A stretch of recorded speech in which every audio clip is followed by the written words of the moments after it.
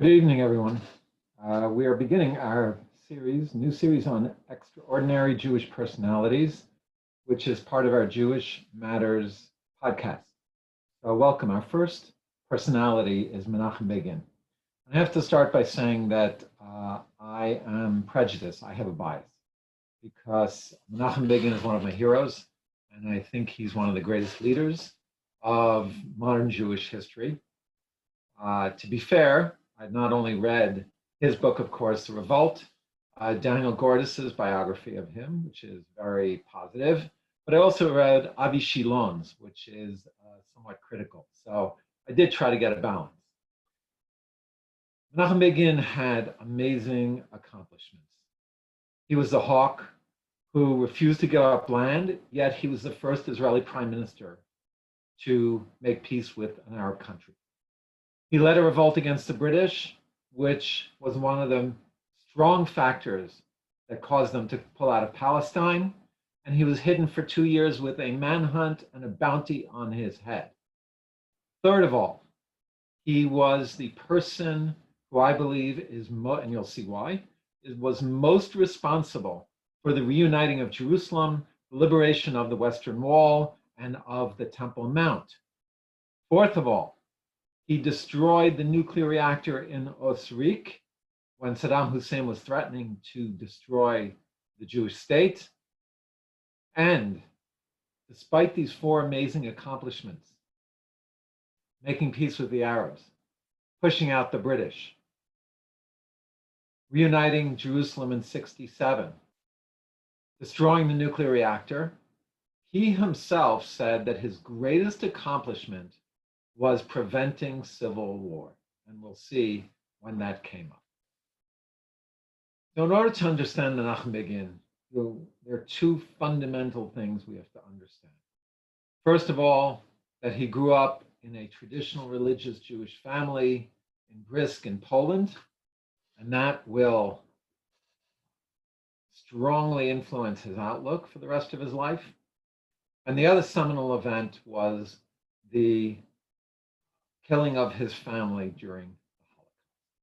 And we'll see how those two parts of his life really marked him throughout his career and throughout his leadership. When he was in Brisk, as a young man, he studied law but never really practiced because he was an activist. The activism he did was as part of Beitar, which was the youth group of revisionist Zionism, and we'll talk about what that is, under the leadership of Zev Jabotinsky. He helped Jewish refugees cross Europe and helped try to smuggle them into Palestine. But the war broke out. He fled from Poland to Vilna, to Lithuania. His family remained behind, and his father, mother, brother, and 2 4- and 5-year-old cousins were murdered by the Nazis. In Brisk, they were marched down to the river, shot, and their bodies fell into the river. And this will haunt him and constantly be with him for the rest of his life. He was rounded up by the Russians, accused of being a British conspirator, which is quite ironic since later he will take on the British Empire, and sent to the Gulag, the labor camp. He didn't spend that long in the labor camps, but he was tortured by the Russians before being sent there. After about 6 months, Germany turned on Russia in 1942. And so the Russians liberated, with an agreement with the Free Polish government in exile, liberated the Polish prisoners. He joined the Free Polish Army and managed to be sent to Palestine as part of the Polish Free Army. When he was in Palestine, he had an interesting dilemma presented to him. And this dilemma was, does he go back to Europe and fight with the Polish army against the Nazis, which is what he wanted to do? Or does he remain in Palestine and help the Irgun effort to bring Jews clandestinely to Palestine, to try and circumvent the British blockade, and to try to help save Jews in that way, and to fight generally for the Jewish community in Palestine. And even though he wanted to do the former, his friends convinced him to do the latter. The Polish army gave him a leave of absence, and he joined the Irgun. And it was 2 short years later, by that time, he was the head of the Irgun. Now, to understand who the Irgun was and what was going on then, we have to turn back a little and just look back at revisionist Zionism. Zev Jabotinsky viewed the mainstream Jewish establishment in Palestine, particularly already in the 1920s, as being much too accommodating with the British. He understood that the British were becoming less and less inclined towards a Jewish homeland. In fact, 4/5 of Transjordan, which was promised to the Jews as part of the Balfour Declaration and the San Remo Conference, 4/5 of it was broken off and formed into the Kingdom of Jordan. 1/5 was less. And he knew that the influence of Arab oil was already starting. And so he advocated pushing for Jewish independence, even against British policy. And he pushed for Jewish self-defense, even though the British did not want the populations defending themselves. They were supposed to keep the order, which they often didn't do and were biased towards the Arabs. They would ignore the Arabs carrying arms, arrest Jews who did. And Jabotinsky, another part of his outlook was that in the 1930s, somehow he understood what was coming, what was brewing. And he traveled around Europe, warning the people, a cloud is over Europe, a Holocaust is coming, a terrible decimation of the Jewish community is coming. He didn't call it a Holocaust. But he understood that great destruction was going to come, and he pleaded with Jews to leave Europe and to go to Palestine. Of course, most did not listen to him. But when Germany, by the late 30s, started their policy of Judenrein, he and the Irgun clandestinely brought Jews on barges down the Danube River to boats in Italy and to Palestine. The Jewish establishment were much less inclined to do so. They felt Jews had to be prepared, had to know how to farm, had to be of working age, and they really viewed immigration as building the country. Whereas for Jabotinsky, by that time, it was simply Hatzalah, saving Jewish lives. And so their policies diverged. Begin in 1944, as the crematoria are spewing out millions of Jews, and destroying and killing millions of Jews, he understood that it was a question of life and death. And so when the British turned away boats, refused to change their policy, limited the number of immigrants, and they issued a white paper at the beginning of World War II saying they were closing the borders of Palestine. I think they allowed 10,000 a year Jews in. So by 1944, they formally declared war against the British Empire. The Irgun, there were 3 groups. The Irgun, which Begin led, the Haganah to the left, and the Lehi to the right. The Haganah's policy, once again, was not to ruffle the British feathers, to accept their policies, to try to negotiate with them, try to get more visas. And the Lehi, their policy was like the Irgun, that this was a war of liberation. And it was so imperative because Jewish lives were being lost. Jews had nowhere to flee from Europe. And the British closing the gates was allowing for the death of hundreds of thousands of Jews. So they started an armed struggle. They would attack British military emplacements to harass them and to show them that there was a war going on.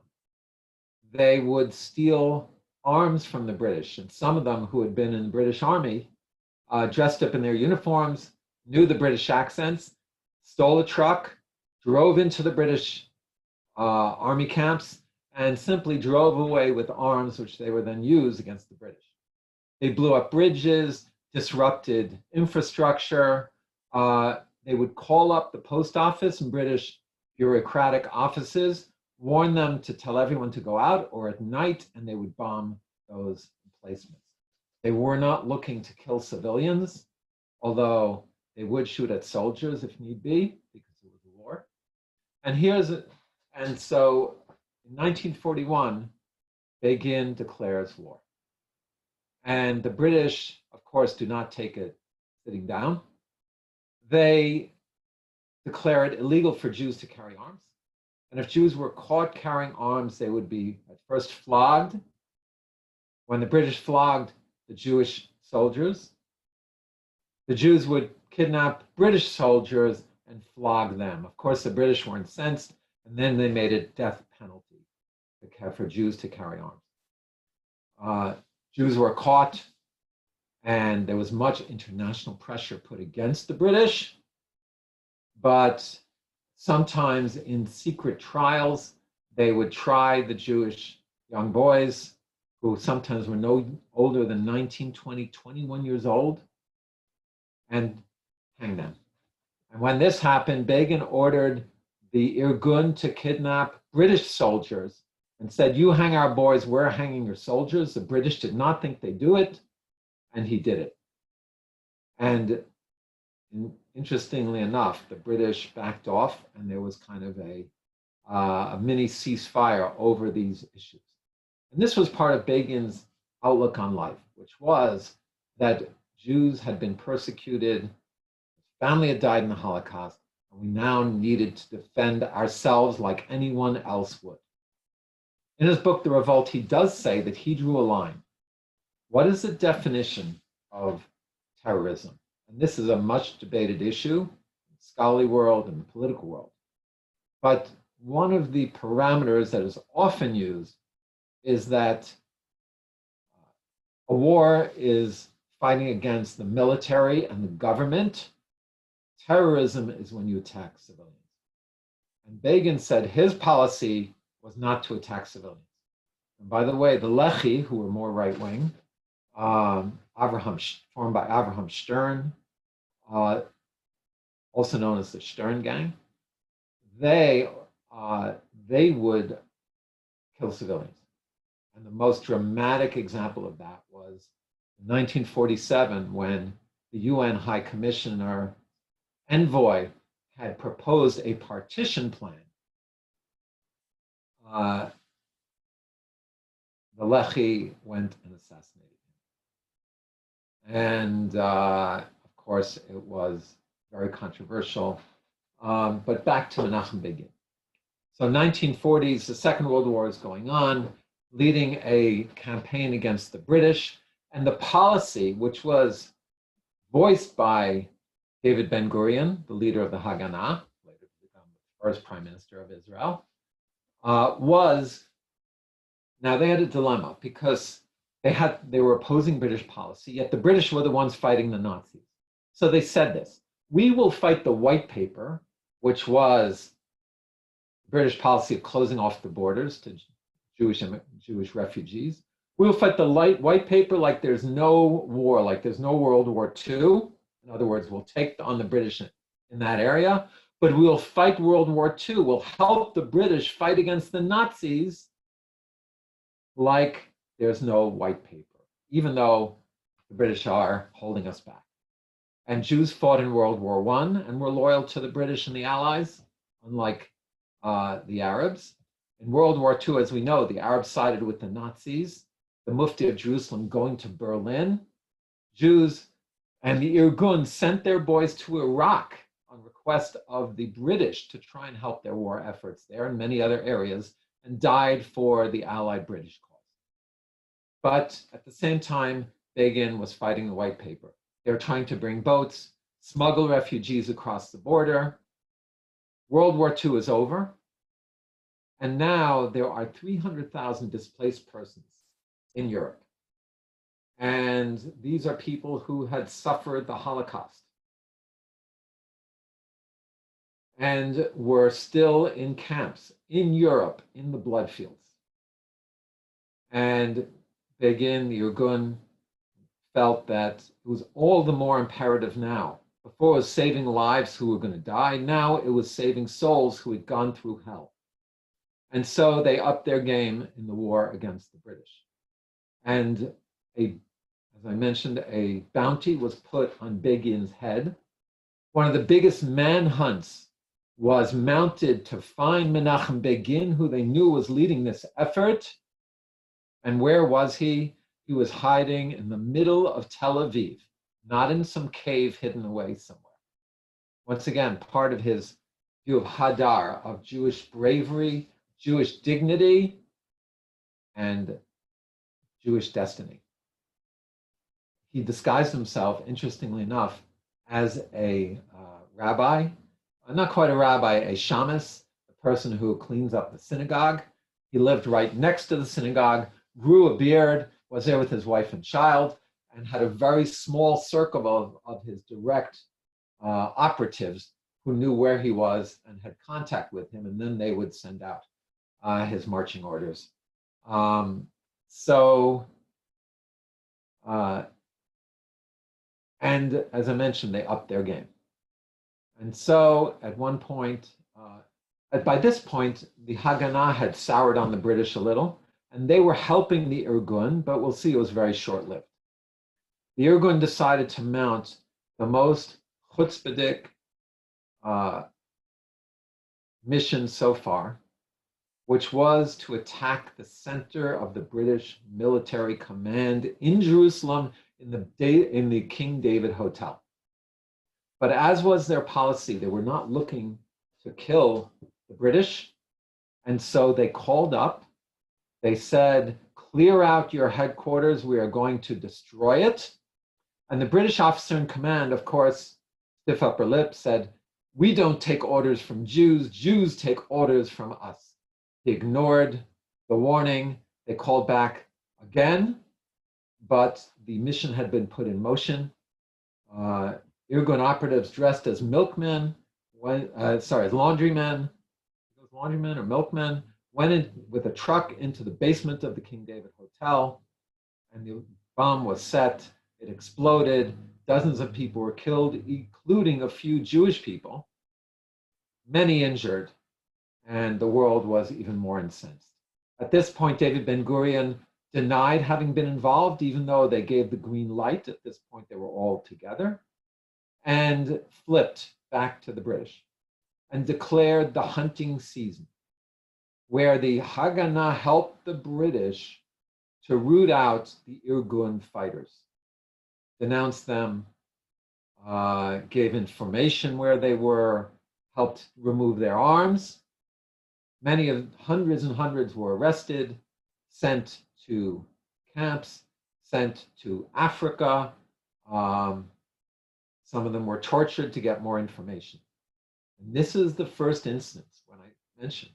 Begin said that he felt his greatest accomplishment in life was preventing civil war. And he told the Jewish soldiers, he said to them, do not fight back. And they didn't. And they allowed themselves to be arrested, and for their efforts that they built up for so many years to be severely set back. But the fight continued, and eventually the British got to the point where they realized that the amount of energy and of resources, they had to have 100,000 troops guarding the some million population, around 300,000 Jews. And by the way, the Arabs were also rebelling against them. So the Jews weren't their only headache. But several authorities, including Rabbi Aviv Silver, the American Reform rabbi and Zionist leader, said, after independence, the Irgun will go down in history as the factor without which the state of Israel would not have come into being. And I don't have the exact citation for you, But the British governor of Palestine afterwards said that the Irgun operatives were one of the main reasons the British had to pull out of Palestine. And finally, in the fall of 1947, the British throw up their arms. They say, we are giving over this whole headache to the UN and let them deal with it. The UN came up with the proposal for the partition plan. It was voted on in the United Nations. Of course, the famous vote of Harry Truman and of Stalin in favor. And now it would be 6 months till the British would withdraw. And it wasn't known yet whether the Jews would declare a state. But the Arabs started attacking more. And each of the groups, the Haganah, the Lehi, and the Haganah, the Irgun, and the Lehi, the Stern Gang, each of these three groups fought against the Arabs who were starting to attack them. May 1948, Israel declares statehood. And the British had been preventing the Jews from arming themselves, knowing full well that once they declared independence, the Arabs would attack. And by the way, they did not confiscate Arab arms. When they pulled out, they gave the Arabs over many of the fortresses. And so the Jewish establishment had bought arms already. The second statehood was declared, the arms started pouring in. And the Irgun made their own efforts in this area. And they accumulated significant funds to buy an enormous shipment of weapons, and it was put on a boat called the Altalena. And Begin would be arriving with the Altalena in Israel. He had been in Europe procuring arms. And there were big debates here between Ben Gurion and Begin of what would be done with these weapons. So Begin, of course, felt like the Irgun had raised the money and that it should go towards his fighters. 20%, he said, should go towards his fighters who were fighting on the Jerusalem front. The Irgun was largely responsible for, now known as the Herzl, their fighting division. They had retaken Jaffa and other areas, and the three militias were working as part of the Israel Defense Forces, but had not been totally integrated yet. And David Ben Gurion was afraid and felt that Menachem Begin would develop his own state within a state, his own army within a nation, and didn't trust Begin. Part of the reason was, and we have to understand, that the two were so diametrically different. Begin was traditional and came from the Jabotinsky revisionists and took on the British. Ben Gurion was a socialist, non-religious, left-leaning Labornik. Begin used rhetoric and emotions to stir up the populace and to get them to follow in the tradition of Jabotinsky. And many saw this as in the tradition of the totalitarian leaders like Mussolini, and that it was demagoguery. See it as you will.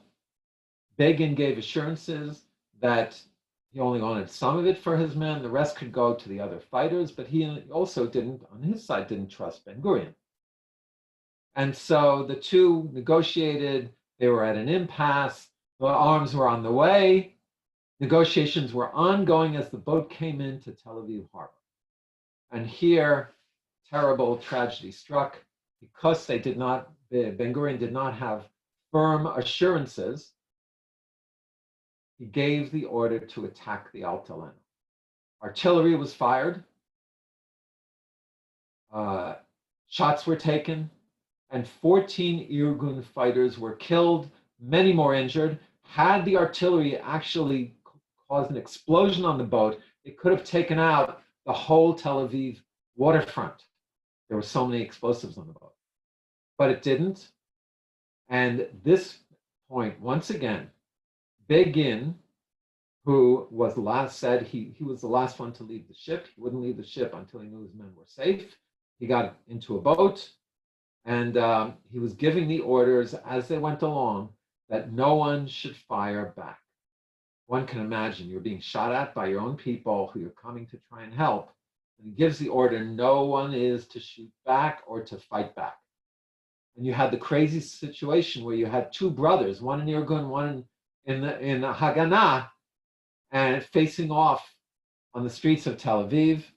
And I believe the stories are that they both put down their weapons, would not shoot at each other. But there are Haganah that did shoot at the Irgun. And this is probably the prime situation where Begin said his greatest accomplishment in his career and his life, and as a Jewish leader, was to prevent civil war. Eventually, the Irgun is integrated into the rest of the Israel Defense Forces. The government is formed, and Begin goes into politics. And his party, the Herut Party, remained in the opposition for 30 years. There was much bad blood between he and Ben-Gurion, obviously. Ben-Gurion would not even mention Begin by name. Once again, he viewed him as a demagogue, as a fanatic, and the Herut Party gained somewhere around 15% of the vote, sometimes more, sometimes less, allied with other parties, but did not play a major role in the unfolding in the 50s until 1967. But there's one incident before that that we have to talk about. In 1952, the German government proposed to give reparations to Israel. And this was a very debated, very controversial issue. And Menachem Begin was absolutely against it. He felt that this was blood money, that the Germans were buying off the Jews, and refused to take it, and had an absolute policy that Israel should refuse to take it. The other side of the argument was that the Germans had been contrite. They were trying to make amends and show that they were contrite, and whatever they could do to help, they wanted to. And remember, this was an Israel that was not a first world country, maybe not even a second world. There were rations, there was hunger, there were hundreds of thousands of Sephardic immigrants who had come without any belongings because the Arabs wouldn't let them take their property, were living in tent cities. The country was in dire straits. Begin mounted a demonstration in front of the Knesset. 15,000 people showed up. And when they started making a run on the Knesset, whereas before he said, do not turn on Jew, here he said, go stop this, whatever you have to do to stop it. And there were riots, there were broken windows, there were Knesset members injured. Eventually, the police got it under control. And as we know, the reparations were passed. So he lost that battle, but we will see it wasn't the end. 1967, the clouds of war are hanging over Israel. The Arab neighbors are threatening to attack. And Israel decides to convene an emergency unity government, bringing Menachem Begin into the cabinet as minister without portfolio. Levi Eshkol was the prime minister at that time. And Begin went with a delegation. Levi Eshkol was viewed as not such a strong leader, sometimes indecisive, not much military history and experience. And they decided they were going to call on David Ben-Gurion to come out of retirement and back into the government and back as prime minister. They go in a delegation, including Begin.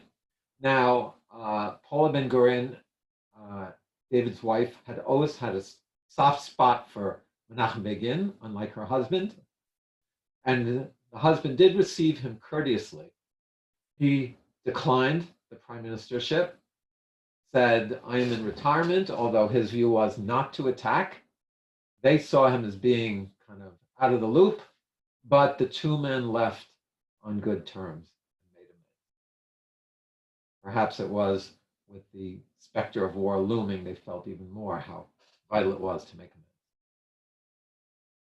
The Arabs attack, as we know, and the Egyptians, the Jews run a preemptive strike.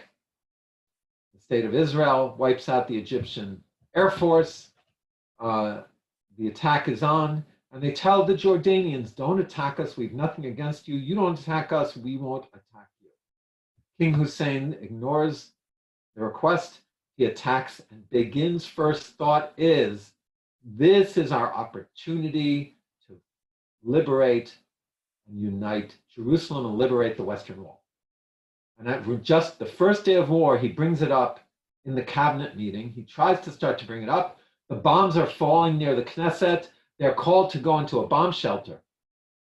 And the other book I have to recommend is The Prime Ministers by Yehuda Avineri, I believe it is, who was the speech writer, Yehuda Avner, who was the speech writer for 5 of the prime ministers from both sides of the political spectrum. And an amazing book, firsthand accounts of these incredible personalities, highly recommended. And he describes how they were sitting in a broom closet, which was the bomb shelter. And Menachem Begin says, gentlemen and lady, I guess Golda Meir was part of the cabinet as well, we have to look at this opportunity to take the Western Wall. There were those who were against. The fighting went on. At 3 a.m, he calls Levi Eshkol. He said, if we don't do it now, it's not going to happen. Levi Eshkol calls a 7 a.m. meeting.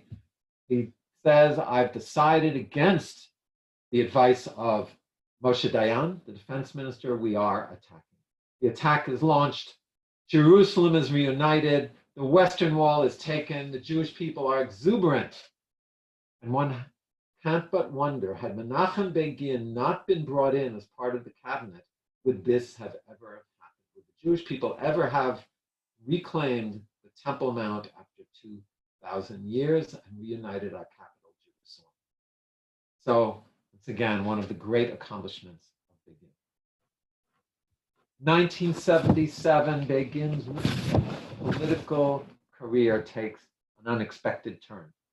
And in a underdog overturning election, he defeats Yitzhak Rabin, who had been prime minister. Now, people don't realize this, but Rabin had been prime minister first time in the 1970s. And Begin had a very loyal following. Many of them were the Sephardim, who had been felt dispossessed and marginalized in the country. And there were many reasons for the Sephardim being aligned with Menachem Begin. First of all, there was his traditionalism, which we'll get to in a second. Him being a traditional Jew as opposed to the secular socialist Zionists. Second of all, his style, his emotional speaking got them all excited. Third of all, his outlook of Jewish strength and Jewish pride, and to stand up to the Arabs, which the Sephardim had much experience with. So in an overturned victory, he defeats Yitzhak Rabin. And here is where we see the traditional side of Menachem Begin come out and his strong faith, which gave him the strength throughout his years. The first thing he did with his followers when he heard the news that he was ahead in the polls and was going to win is he said the Shechianu blessing, thanking the Almighty for bringing him to this victory. The second thing he did, he turned to his wife Paula and told his love for her and his thanks for her for following him into the Midbar, into the desert. Of course, he meant the fight against the British, the manhunt, the hiding, and 30 years in the opposition government. And this was very in contrast to Yitzhak Rabin, who was very unemotional and introvert. So these were his first 2 acts. Very quickly, he was brought into negotiations with the United States about moving a peace process ahead with the Palestinians. And here, once again, Begin's traditionalism, he informed Carter that his view was that Judah and Shomron, what was known as the West Bank, was the Jewish heartland, and a Jew will never leave their homeland. He said to Carter, and he was, nevertheless, he said that I put no preconditions for negotiations, which Rabin had actually done, and so they'd stopped. He said, I will come to Washington and we can negotiate. I have my views, but I'm willing to talk. And so he was invited to Washington, and with a few caveats. One was that the banquet, the food had to be kosher. And so at the first meeting banquet with all of the staff and dignitaries, Menachem Begin sat down, put on his kippah, and said the Hamotzi Lechem min haaretz in front of the President of the United States. The first time you had a kosher meal in the White House. And this was part of his expression of Jewish pride, of being proud of who we were, and of our history, and of our heritage. And he also said in negotiations to Carter, he'd asked his staff to draw up a list of all the places in America that are named Shiloh, Beit El, and Bethlehem. And he presented it with the states to Carter. And he said to Mr. Carter, President Carter, if you would say a Jew is not allowed to go to these cities, the reaction would be bigotry, anti-Semitism, unacceptable.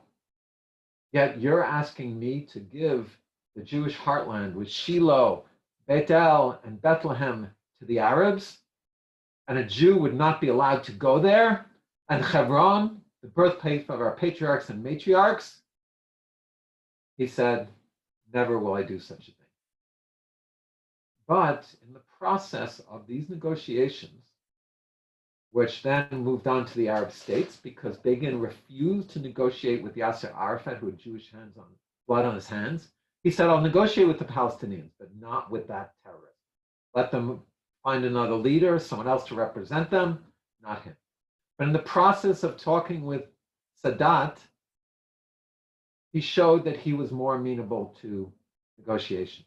And so Sadat, in a speech in Cairo, let it be known that he said, I will come to Jerusalem and speak in the Knesset and present my plan. Begin heard it in the news, immediately called Cairo and extended the invitation. Sadat wanted to come a few months later on a Saturday, and Begin said, I will let you come. I would love to have you, but the flight will arrive 8 p.m. on Saturday night. And after the Shabbat, once again, part of his strong traditional anchor. Negotiations moved on, and it became clear that Begin, even though everyone thought his position was no land for peace, because he felt there would be no peace with terrorists, and he wouldn't give up the land of Israel or Jerusalem, but the Sinai was not part of Israel. And so in an historic event, Begin was the first prime minister to make peace with an Arab state. And they flew to Washington on the White House lawn. The treaty was signed, the Sinai was given back, and Carter, Begin, and Anwar Sadat received the Nobel Peace Prize. Unbelievable turn of events. So that was the height of his prime ministership. Another high moment and noteworthy moment was the attack on the Iraqi nuclear reactor in Osirak. Saddam Hussein had been threatening to destroy and wipe out the Jewish state. He was a dictator who was ruthless, and the French and the Italians were helping him develop a nuclear reactor, supposedly for peaceful purposes. Menachem Begin knew this was an existential danger to the state of Israel, and after unsuccessful diplomatic channels to the French, the Italians, the Iraqis called for the strike. The strike was carried out, and he was condemned by the United States, by the UN, throughout the world. And ironically, 10 years later, George W. Bush, when he went in to take out Saddam Hussein and when they invaded Iraq, thanked Begin for having destroyed the nuclear reactor. From there, his prime ministership went through challenges, most notably the Second Lebanon War. The PLO were attacking with incursions across the border from Lebanon. Jews were being killed, bombs were being shot, and he tasked the defense minister, Ariel Sharon, to lead an offensive which was only supposed to go 40 kilometers into Lebanon. Sharon pushed the front, went all the way to Beirut, and in a infamous incident in the Sabra and Shatila Palestinian camps, he stood by while the Christian militias attacked the Palestinian camps, killing many fighters and also many civilians. And the government investigation, found that it was Ariel Sharon who was to blame because he was the commander on the spot. And after that, a journalist accused Sharon during the whole Lebanon war of having misled Begin as to the goals of the war, as to how the front was going, as to even how far he had incurred into Lebanon. And Sharon sued the journalist. The case went on for 11 years, and after 11 years, Sharon lost the case. So it does appear that Begin had been misled in terms of the Second Lebanon. Tragically, shortly after, Begin was in England on a trip, and his wife, who had not been well, tragically, his wife Aliyah, passed away in 1982. And a number of months later, Begin resigned from the prime ministership, and he left the office.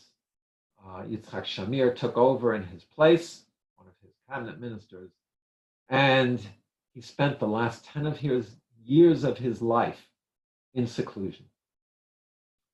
And many people viewed it that he was depressed. He saw very few people except his very inner circle and his family, although there are people who say he still wielded power in the Likud government and threw around his influence. But 10 years later, Begin would pass away. And here he gave direction in his will not to be buried on Mount Herzl, where almost all of the prime ministers are. I have to make a correction. David Ben Gurion is buried in the Negev, in his beloved ranch. But Menachem Begin asked to be buried on the Mount of Olives, next to Meir Feinstein and Moshe Barzilai, two of his boys who had fought against the British, been arrested for carrying arms, been sentenced to death, and they took their own lives in prison in a suicide pact before they could be hung. This is where he wanted himself and Aliyah to lie. And if you go to the Mount of Olives, you can visit. So we have an extraordinary personality, a powerful leader, a passionate soul on fire for the Jewish people, a traditional Jew who stood up for Jewish power and for Jewish strength. And once again, a hawk who nevertheless made peace with Egypt, a leader who led the revolt against the British with a bounty on his own head and go in hiding. The individual who's responsible for uniting Jerusalem and liberating the Western Wall and the Temple Mount. He ordered the destruction of the nuclear reactor in Iraq to world condemnation. And yet he said his greatest accomplishment was avoiding civil war when the Haganah turned over his Irgun fighters to the British and when they fired upon them in the beginning of the new Jewish state. So thank you for joining us for our great extraordinary Jewish personalities. Join us next Wednesday night as we move on to talk about Rabbi Avram Yitzchak Kook, another towering figure of the beginning of the state of Israel, and the first chief rabbi of Palestine. We hope you'll join us every Wednesday night, Monday nights on Facebook Live, Sunday nights, we are starting a Jewish spirituality series. This Sunday, we'll be talking about the soul and the